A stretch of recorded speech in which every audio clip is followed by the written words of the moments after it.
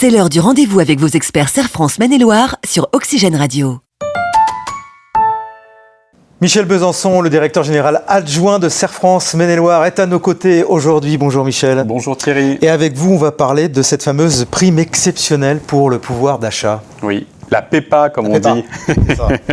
Donc effectivement, oui, dans notre jargon, la prime qu'on connaît, qu'on a appelée aussi prime Macron, du temps des Gilets jaunes, qui permet en fait tout simplement de verser une prime auprès d'un salarié d'une valeur qui peut aller jusqu'à 2 000 € et exonérée de charges sociales, de fiscalité. Et donc elle revient, après avoir disparu en mars, elle est revenue en force, puisqu'on pourra la verser entre le 1er juin 2021 et le 31 mars 2022. Est-ce que cette prime, Michel, peut être versée à un apprenti ? Alors non seulement elle peut, mais elle doit, puisque l'apprenti est un salarié comme un autre et que effectivement le dispositif nous oblige, compte tenu que c'est un salarié, à la verser au même titre que les autres salariés. Est-ce que le montant de la prise peut être différent entre les salariés d'une même entreprise ? Alors oui, elle peut être différente, mais j'ai envie de dire pas à la tête du client.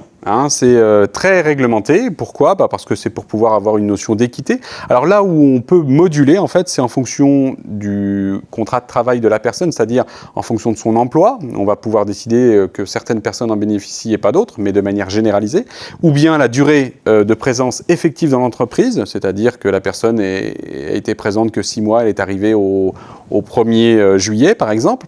Ou en fonction de son temps de travail. Entre un temps complet et un temps partiel, eh bien le temps partiel pourrait se faire proratiser, et je dis bien pourrait parce que c'est lors de l'organisation de ce qu'on appelle la DUE qui permet tout simplement de décider comment on s'oriente. Alors, question très importante, est-ce qu'il est possible de moduler cette fameuse prime en fonction des conditions de travail et notamment celles liées à l'épidémie qu'on a tous connue, qu'on traverse encore, le Covid-19, ou carrément d'exclure certains salariés qui n'étaient pas présents pendant cette période d'urgence sanitaire ? Alors effectivement, c'est une question qui nous est souvent posée, est-ce que je peux donner... Voilà. Alors, hormis par l'intermédiaire des catégories, on ne peut pas permettre, en indiquant que cette personne qui est toujours venue au travail dans le cadre de l'activité, notamment Covid, puisse bénéficier au contraire d'une personne qui n'a pas pu se rendre au travail pour diverses raisons.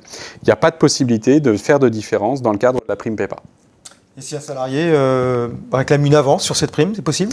Alors non seulement, effectivement, s'il réclame soit une avance ou je veux dire que l'employeur a mis en place des fois une prime au mois d'août et souhaite la compléter au mois de décembre, eh bien ce sera possible. Il faut juste que ce soit rappelé dans l'accord écrit de ce qu'on appelle la DUE.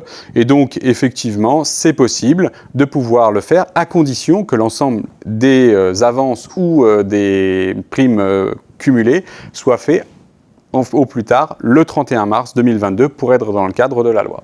Merci Michel, vous savez tout désormais sur cette fameuse prime, la PEPA, la prime exceptionnelle pour le pouvoir d'achat. Merci à vous. Merci Thierry. C'est l'heure du rendez-vous avec vos experts Serre France Maine-et-Loire sur Oxygène Radio.